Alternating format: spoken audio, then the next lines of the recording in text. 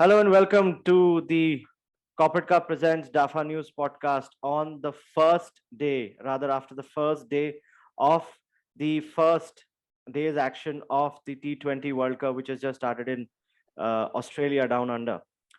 Sanket, welcome back again to the DAFA News podcast. And what an interesting day of cricket we just had. I think, starting off the World Cup with a massive upset. We will talk about it, and we will also talk about the other match, as well as we will preview the matches for tomorrow in Group 2, featuring West Indies, Zimbabwe, Ireland, and the other team. So, Sanket, I think before we just sort of jump in, I think there is one thing that we must celebrate here, which is essentially the win by the, I think it's the seventh win or eighth win in Asia Cup by the Indian women's cricket team since the Asia Cup has started. Yes, it's a thing to celebrate, especially winning a big final, a boost for the girls, and especially as the T20 World Cup is just 3 to 4 months around the corner. It's a good starting point, and throughout the tournament, the team did try different combinations. Looking forward to the T20 World Cup, and I even think in the final they were trying different combination. Gave Shefali the last over when Thakur had 1 over left. So probably Right. India are confident and they are trying different combinations and not realizing or expecting 2 or 3 players to perform every match. That's a good sign for everyone. Deepti and Shefali again were the stars, both with the run and the both with the bat and the ball. I think I think we briefly touched upon this topic on our last podcast that whether India has found the replacement for Mithali Raj and Julan Goswami. What do you think? Found a replacement, as I'll again say, it's important to replace their parts and their performances.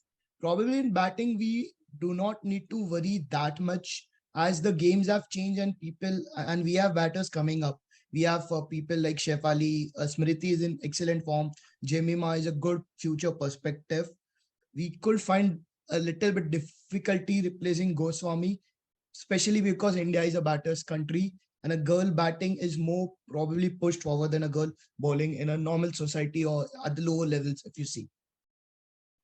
Right, and I think that is what always made Julan Goswami the remarkable talent that she is, and that is perhaps also one of the reason she continued to play for India for so long for the women's cricket team. So what a phenomenal talent, and I think in terms of display of talent, I think what we had seen today from the Namibian cricket team in the very first match of the T20 World Cup, a massive surprise, and I think it is something which is sort of like a revenge of what they actually underwent exactly a year ago almost against Yes, and at the hands of Sri Lanka. yes. For viewers, an interesting start. Before this match, they had won 26 of 38 matches. That's literally 68% of their matches. So as a team, they did know how to win matches, but it was a matter of time it came against a big team or a team like Sri Lanka. No, absolutely, and I think when a lot of people heard Gerhard Erasmus talk about, he said that their mentality changed after the last T20 World Cup, where they actually got had to be handed over almost a heavy defeat. They were bowled out for 96 in that World Cup opener, and Sri Lanka won by 7 wickets, and almost exactly 12 months later, give and take change, they turned the tables on the very same team in the very opening match of theirs in the tournament. Yes, probably Indian fans will be happy after hearing that. The match is on 23rd October, just 1 day before the last year. So probably hoping for the same, and they did really play well. JJ Smith's last over blitz, he has an average of 34 and a strike rate of close to 150 and across That's 25 right. innings. So Right. that was a player who was going to perform if given the opportunity, and he did come through today. Absolutely, and I think if you see the way the Namibians started off, they were not great starters. They were 3 for 35 at one point in time, and till the sixth wicket which fell for 93 in the 14th over, they weren't going much anywhere. And but everything changed, between Smith and Jan Freiling. uh, in the last 4 overs for them, and then of course the blitz by Smith, of course, that you mentioned. But I think, do you think it is attributed a little bit towards the Sri Lankan bowling as well? Because I think the pacers kind of and the spinners kind of did not work it out for them. They were trying to figure out, and by the time they figured it out, the innings was done and dusted. Probably the last over was well bowled, and I guess a little the advantages with the small teams are you don't know them so much. You have very less information about them, that where to bowl, where they can score runs, where you can restrict. So that's an advantage which a team can make use of, and Namibia did that very well today. And pointing out, I would also want to point out that Sri Lanka's main batsman, the man of the match in the final, Rajapaksha, Scholes got him. He's a left arm spinner, dismissing Right. anything that left arm spinners can't bowl to left arm. One of the Pakistan fans on Twitter is like, "This is the reason I wanted our left arm spinner to bowl to him in the final." But Babar Azam did not do that. So it's more about knowing the opportunity and seizing it. Well, that's what with fans, we will Yes. always find something which hasn't worked before and we would want to make it work.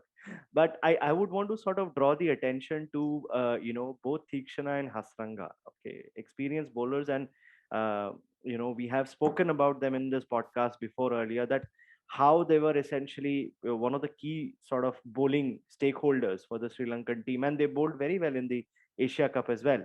And they both went for the stick. So sometimes it is not just the caliber of the bowlers, but the format of the tournament. Because you move that to a 50 over match and perhaps these bowlers might just do better. But in T20, especially in the last 2 overs, and considering the fact that the batting team, which is Namibia in this case, was under the pressure, I mean 6 wickets down for about 90 odd runs, and you are in the 17th over of the game, okay, there isn't much time to play any which ways. So sometimes it's the format of the game, don't you think, which kind of makes the game exciting, but also makes it riskier for even established bowlers. Yes, the format does make it like, as you said, it's a small version. Namibia just needed the batters to play good cricket for 4 overs. If it was a 50 over, you would have felt that 6 wickets fell after 26 overs. You need them for 24 overs. That's a huge amount of time. Good quality bowlers can come back in this time, but the shorter format does not allow you that opportunity. Yes, and also, if you look at Namibia, they kind of had good performances run through in the last 12 months, against Uganda, Zimbabwe. They also have a domestic T20 tournament where some good teams from Pakistan and South Africa also compete. So it's not that they weren't getting the kind of experience that they perhaps could have utilized in this tournament. And plus, the Monet Mokel impact, which kind of helped them to sort of understand the Australian pitches, understand the bounce, and kind of navigate that well. I know it's still early days. They have caused a big upset. This is the first time they've beaten a test playing nation. So it's absolutely an over the moon moment for the Namibian cricket team.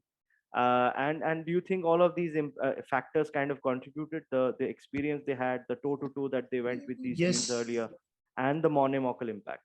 all of the experience did count for that. Probably like playing in much pressure situations, they did have confidence in their skills. And J.N. Franklin, B.M. Scholes, and J.J. Smith, all of these three bowlers bowl their 4 overs perfectly, and they are the highest wicket takers in Namibia's T20 history. So they are the best resources at well. The Moni Mokel impact, he shifted to Australia after retiring from South Africa. So he has That's right. much more knowledge than a probable South African pacer who has played some 8 to 10 tests over there. So that was a good opportunity. They knew which line and length to hit as a fast bowler and as a spin bowler also. And this Absolutely. also And opens up the yeah. group.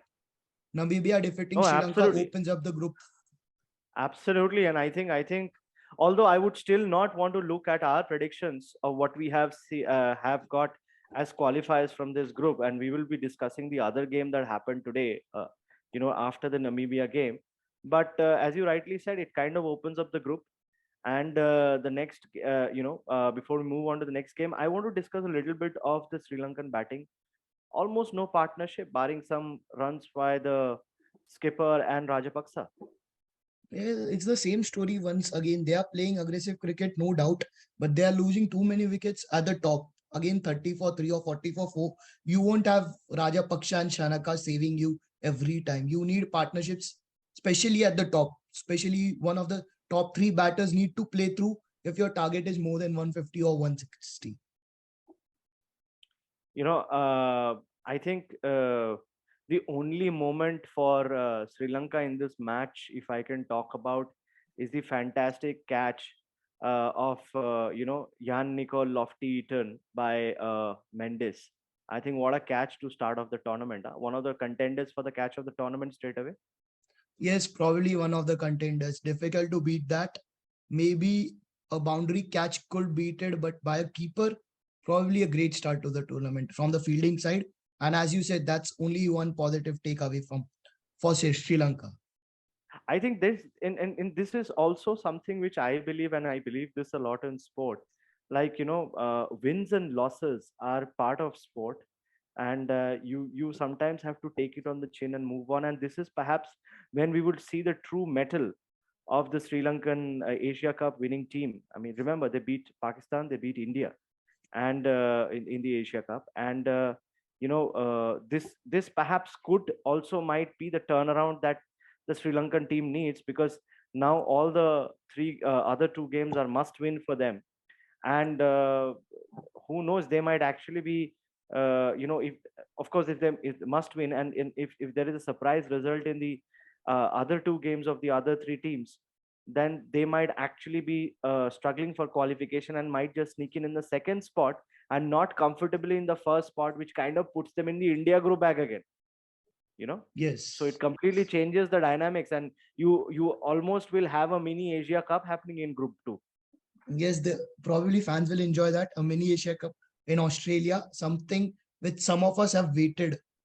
Teams playing at different conditions. And Sri Lanka has one more thing to worry about, the net run rate. Pretty bad at 2.7, minus 2.75. Absolutely, and I think we did have a bit of a struggle in terms of trying to figure out what was going wrong with the Sri Lankan team. But the only thing that I can put it is, yes, the bowlers actually did a very good job. They were very they stuck to the basics. If you see the Namibian team, they bowled line and length, they bowled outside the off stump, and that's how they got the Sri Lankans out. I mean, they weren't trying to be fancy in their bowling, as we call it, and especially experimental in the T20 format. Yes, they kept it simple, as I earlier said that they have optimum number of resources, only a limited number. So they know that this has to be done. This is the only way to win a match. They can't experiment much or try something else and lose the plot over there. So that helped them in this case. And they Sri Lanka also had a bit of a setback. I think not a great start as well, because Dilshan Madhushanka is now out of the T20 World Cup. Binuara Ye- Fernando has been, he was the left arm spinner and seamer, and that might just also hurt Sri Lanka a little bit as they move forward in the tournament, Yes, no losing out team on a wants their seamer. pacers getting injured. One of the toughest Right. replacements.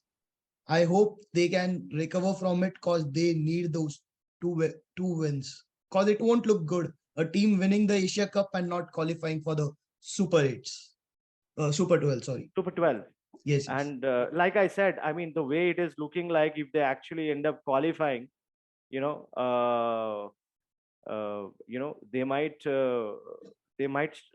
just qualify as the second team, and who knows, it might just change everything. Probably now, I guess they will qualify. If they qualify, they are qualifying as the second team. Neither Namibia has the advantage of the net run rate.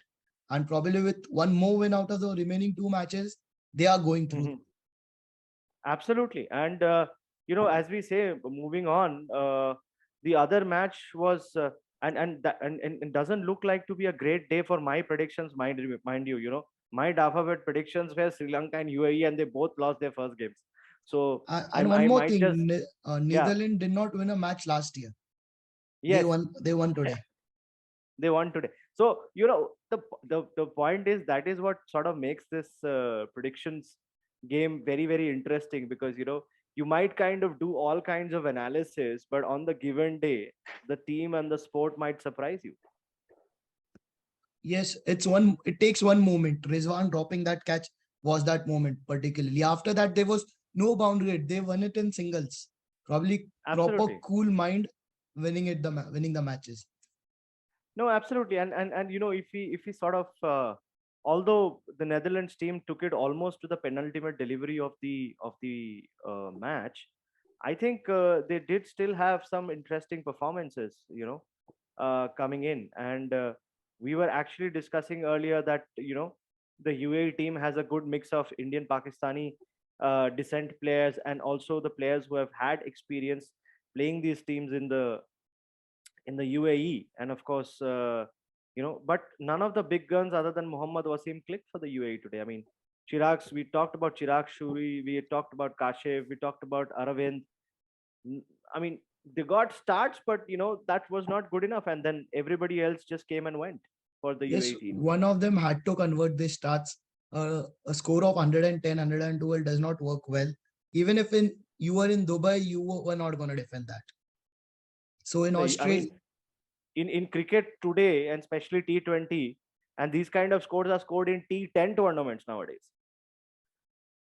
110 and 112, or I've seen teams score 130, 40, 50, some even 160 and 70, of course, with different T10 tournaments. But the 111 in a T20 tournament today is, I mean, you're as good as losing the match, unless you can spring up a remarkable surprise you know and they almost did it. As you said, none of the batters came up. They would have been thinking if only one of us stick around and scored around 130, this match would have been ours. And the more importantly, the 2 points. Absolutely. And if you see the Netherlands batting, I think they also did not click. So, and when we were looking at the Dafabet predictions before the match, I still remember it was going to be a very close match, and it actually turned out to be a very close match.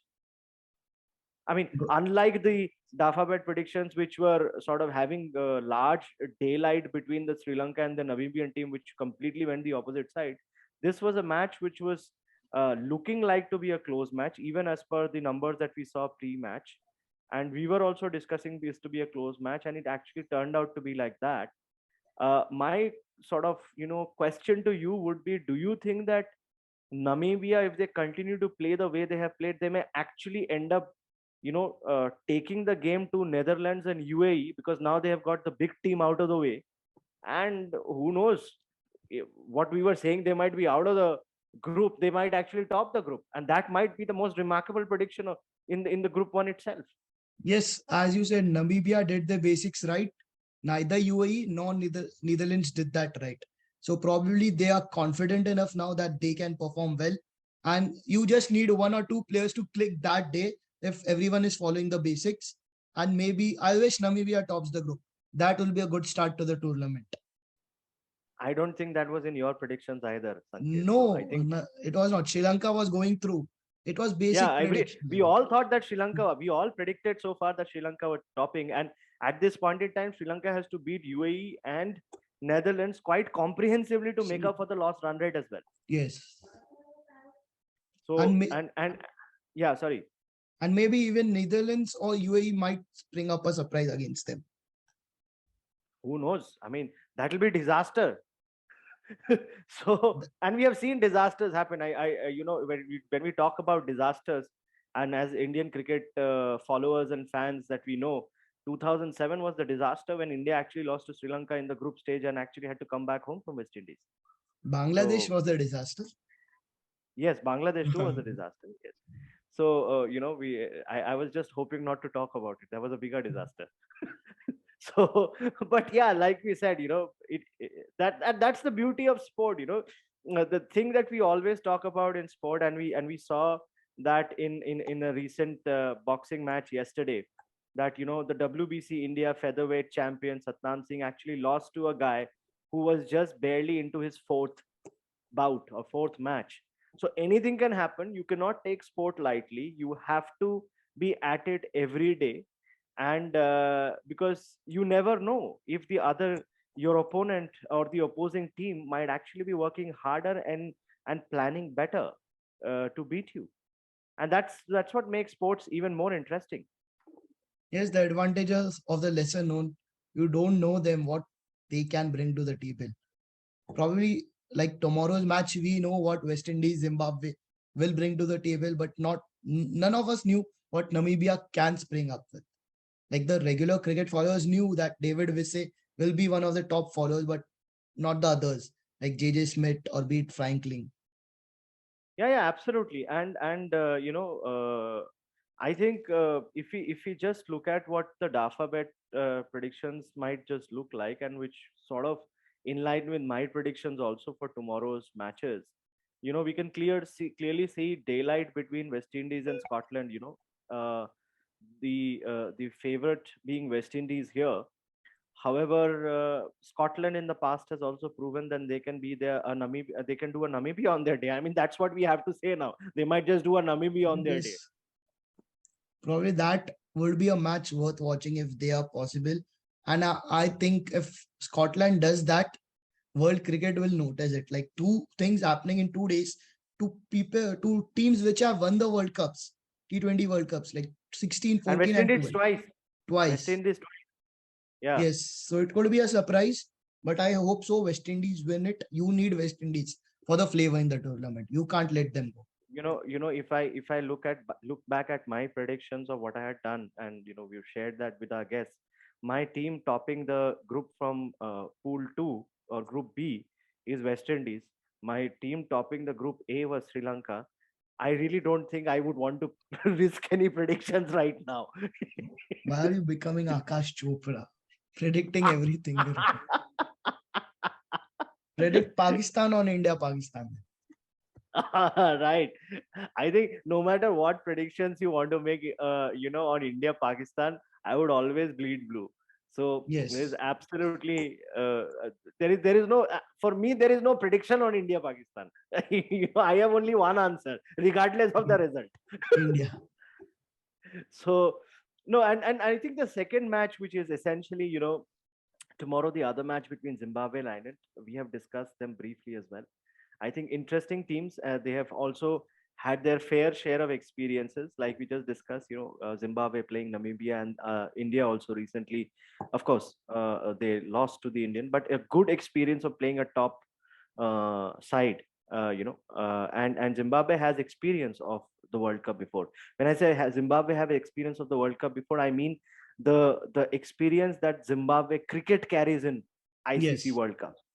That's a lot of experience to fall back on. Of course, teams have changed and times have changed, but like they say, legacy is legacy, and they are carrying forward a legacy, which is why I believe that too. Also, the second match of the day to also be a close match. I mean, and that's coincidentally what I can see on Dafa bet as well. Very close, numbers there. And perhaps we saw in the UAE versus Netherlands match, we might also see another match going down to the last ball, or maybe penultimate ball. Yes, we can see that happening. Ireland have made matches closer with the team with Team India itself. Probably that can happen with Zimbabwe in these matches when when the things are so close, everyone wants to take it down the wire. Follow the Dhoni principle, like be there till the end. You might not know what could spring up. Like UAE Absolutely, yeah. could have sprung one or two runouts in the last 1 or 2 overs if some direct hits were made. Yes, So a yes, last over finish absolutely. is on the cards for tomorrow. So yeah, I mean that's what the numbers are kind of looking also on Dafabet. It is looking to be a very close match, similar to what we have seen in the UAE versus Netherlands match today, going down to the penultimate ball. And the Zimbabwe versus Ireland match is also looking like that. And my prediction essentially is that both teams are very evenly matched. While Zimbabwe is strong on the batting side, Ireland is very good on the bowling side. So that is something which is a similar sort of a situation. I expect a low scoring game as well in that one. And I think the West Indies match. I think West Indies would. I mean, Sri Lanka did the same thing. They won the toss and they decided to field, right? It will be also very interesting to see what West Indies tries to do against their opponent tomorrow. And if Scotland essentially ends up batting first, either by virtue of winning the toss or losing the toss, uh, and it always is a different ball game when you have the runs on the board. I still remember, you know uh, some legendary cricketers talking about the fact that you know you need a lot more self confidence to be able to back yourself to chase every time. Probably I'm one who will disagree on this a lot, a very lot. Like runs on the board in a big final is a good thing, is not right. Statistically, also I've seen it. Just that in T20 you don't know what's a safe score. When you have a target in mind, you can plan your batting. Like today, 112 was chaseable because they knew, like in 30 balls, you need 28 runs. It could be done in single. But if you don't know, you are six down after 14 overs, you don't know what to do. So probably West Indies, the fact that West Indies would like to chase will be a good thing You because think they your, are, your prediction would also be that West Indies, if they win the toss, would elect to field, and yes, they would want to chase down what Scotland sets up? yes, they would like to do that because they are a six hitting team and a low target will be beneficial for them. They don't have a Uh, batting do plan in. Yes, I mean, I think when we discussed the West Indies team earlier, when you were also there, I think we discussed about the fact that they have a good, strong bowling lineup as well. I mean, of course, let's keep aside the India tour, okay, and the matches that they played against India, quite a few. So, I think what we would have essentially is that West Indies essentially would also want to field, is what you feel, Yes, probably if they they win the would. toss. Yes, looking at the team plan and how they play T20, they would like to chase a target against a low level team, and probably if they stop at a low score, they would like to win and help the net run rate also. Take that advantage in the first match itself. Okay. So I think to sort of I think conclude today. What I feel is we have had a very surprising, and we all love upsets, right? In a way, underdogs springing a surprise on the favorites. I don't know whether a West Indies one is also going to be on the cards, but I think we have some interesting matches lined up for tomorrow, and we will be discussing that the matches. I think to before we conclude, let's sort of round up what's our prediction for tomorrow's matches. Sanket, will start with your predictions first. What do you think the West Indies versus Scotland match is going to look like? If West Indies wins the toss, and that, like you said, you would expect them to chase. How Yes, much I will total they would want to restrict around Scotland to? 140, 130, 140, and they would like Right. to chase it down. And if they bat first, I don't know what the game plan will be. They could target in excess of 160 and then defend it. So it's Right. that if they ball first, stop them at 140. If they bat first, score more than 160. Okay. So and they would want to chase down that 140, let's say, in about 16 16 to 18 overs, overs. 16, 16 overs, 17 yeah, overs. 7 overs, right? And what's your prediction for the Zimbabwe, other match, Ireland, I guess. Zimbabwe versus Ireland? Ireland, I guess. Ireland could win that match. Right. I'm saying this from the way I saw them perform against India. They Right. perform the skills very well. They are good at it. And if Zimbabwe gives them a little bit of opportunity, even a small window, Ireland won't let it go. Well, makes it for a very interesting set of matches. I think I would also want Ireland to win, because Ireland is my second team in the prediction list to qualify from Group B. So I would definitely want them to win, and I would also want West Indies to win, so that like my predictions for Group A are suddenly looking shaky. I don't want my predictions for Group B to start looking shaky after the results. So I go with West Indies, and I go with Ireland. And let's see what happens tomorrow. I think when we chat again, we might actually have either our predictions sort of vindicated, or again a sort of surprise that we saw today. Yes, probably not waiting for a surprise tomorrow. Right. And one more thing I sort of wanted to chat with you. I mean, before we leave our guests today, we also have the El Clasico, Real Madrid versus Barcelona. In 3 minutes. Start in starting in 3 minutes. So since we are also a sports crazy family and sports fan family, what's your prediction for this one before we I conclude? hope Barcelona wins. Give us some happiness. Not seen any happiness since Messi left.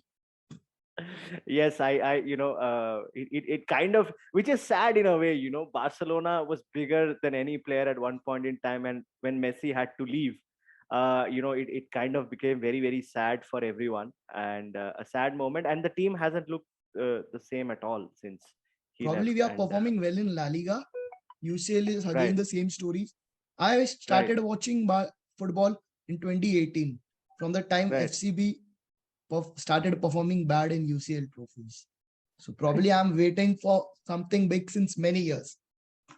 So your prediction for today's El Clasico is Barcelona. My Barcelona. prediction for El Clasico is Real Madrid. Probably the jersey's And color also, also matches. yeah, I was just going to say that, but I have actually been, I was sort of a Barcelona's, I won't say a supporter, but a follower till the time Messi was there, and primarily because of Messi. But as a fan of a football club, I've always been, a Real Madrid fan. So I hope Real Madrid wins. We have a fantastic Clasico happening 2 minutes now. So I would request all our followers to go and enjoy that match. Until we see you again tomorrow, it's goodbye, and have a great sport watching experience. Thank you, Sanket, once again Thank you, for Avi. joining us on the Dafa News podcast, and we'll see you soon tomorrow. Bye.